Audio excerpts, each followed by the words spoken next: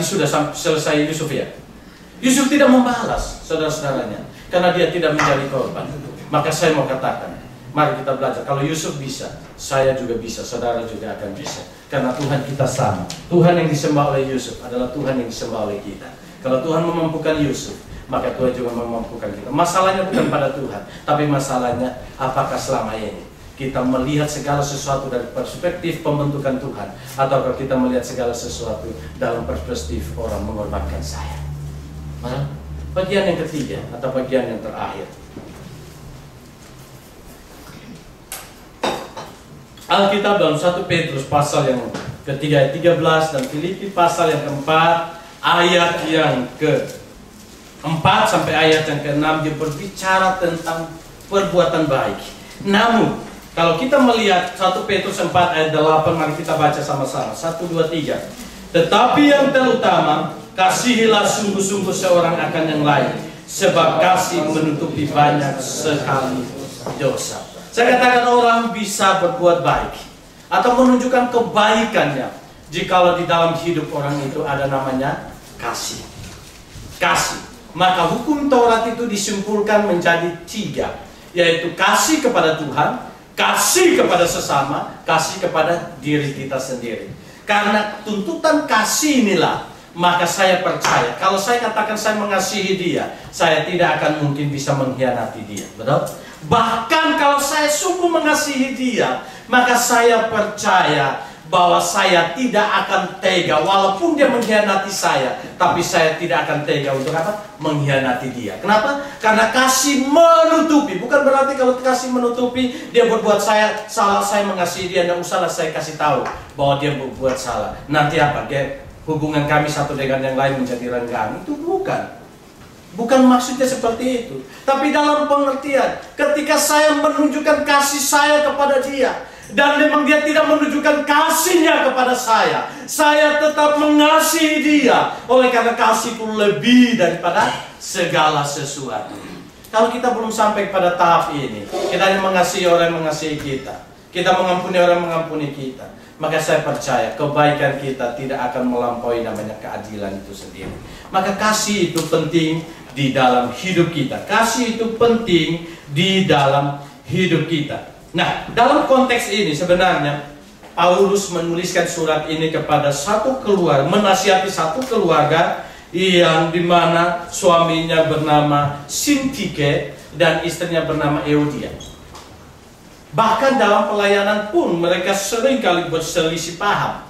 Maka Paulus menekankan kepada mereka, kamu harus mengasihi, kamu harus mengasihi, kamu harus mengasihi. Maka di sini kita melihat bahwa Paulus tidak pernah datang dan dikatakan siapa yang salah, betul? Tapi Paulus katakan kau harus mengasihi, kau harus mengasihi, kau harus mengasihi.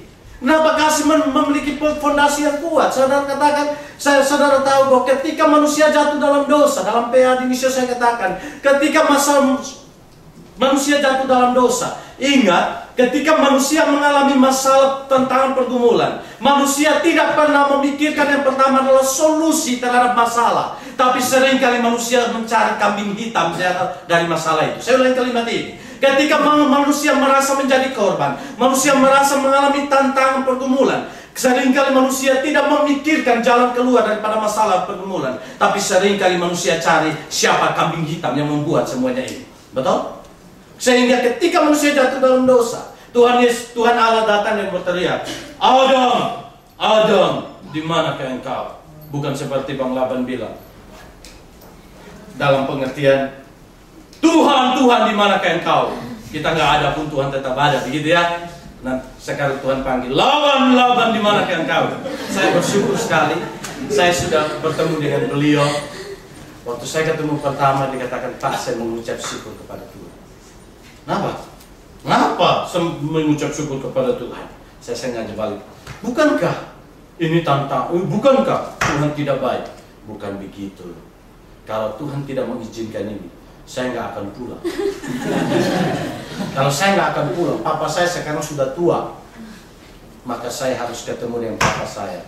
Karena sudah 16 tahun sampai mau mendekati 17 tahun, saya berurat akal di Jepang.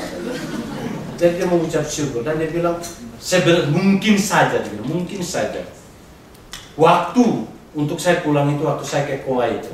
Tapi karena ada 3 teman saya yang memang Tuhan melihat belum waktunya, makanya saya punya momen kesempatan yang lain. Tuhan nunggu begitu ya. Saya kata itu kan pemikiran kamu saja itu. Gitu kan? Tapi mengucap syukur dalam surga. Ketika Tuhan datang dan bertanya kepada Adam, Adam, di manakah engkau? Kemudian bila kami bersembunyi karena takut dan lain sebagainya. Saudaraku, ketika mereka keluar, Tuhan katakan, kenapa kamu telanjang? Apa jawaban daripada Hawa? Maaf, apa jawaban daripada Adam? Perempuan yang kau tempatkan di sisiku. Betul? Saudara, ini bukan solusi sebenarnya, tapi ini mencari kambing hitam. Walaupun pada zaman ini saya tidak tahu sudah ada kambing hitam atau tidak. Kalau korban sekarang kan lebaran begitu ya. Biasanya dikorbankan ini kambing hitam, putih, kuning, merah. Kira-kira begitulah chat sendiri. Dia kata, perempuan yang kamu tempatkan di sisiku. Jadi 2 kambing hitam ini, Tuhan dan perempuan. Ketika datang kepada Hawa, kenapa kamu melakukan itu? Sebenarnya pertanyaan Tuhan adalah pertanyaan untuk solusi. Tapi dia katakan, ular itu yang berbicara. Ini kan kambing hitam. Kenapa itu ada? Oleh karena kasih kepada sesama, kasih akan Tuhan, kasih akan sesama, itu mulai bergeser karena dosa sudah menguasai hati. Sehingga dengan demikian yang dia pikirkan bagaimana saya selamat. Betul.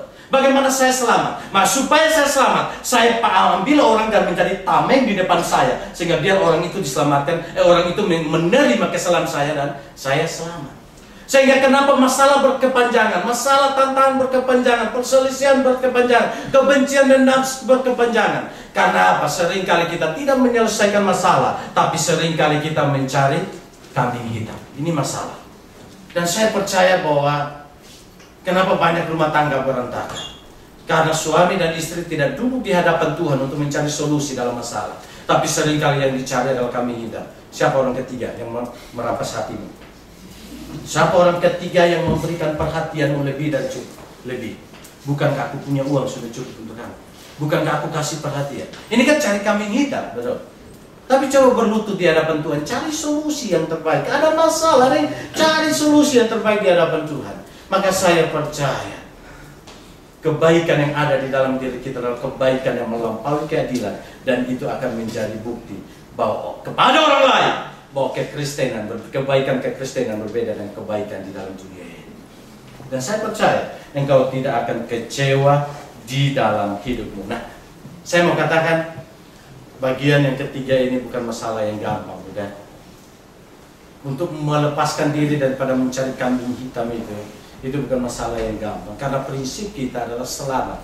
Adam dan Hawa supaya Tuhan tidak tahu kan mereka bersembunyi. Kebanyakan kan orang mulai bersembunyi, memakai orang lain, dan akhirnya mereka bersembunyi di balik itu. Tapi saya mau katakan satu kisah yang indah. Satu kisah yang indah. Kisah Abraham. Dia keluar, Tuhan bilang, Abraham keluar dari sana saudaramu, dari rumah bapakmu dan ibumu, dan pergi ke tempat yang akan kutunjukkan. Abraham keluar bersama dengan keponakannya namanya apa? Lot. Tapi ketika mereka diberkati oleh Tuhan dan semua kambing domba hambanya sudah mulai banyak, maka saudaraku, ada pertentangan dan perselisihan di antara hamba-hambanya. Lihat, Abraham tidak pernah mencari kambing hitam, walaupun banyak kambingnya waktu itu. Dia tidak kata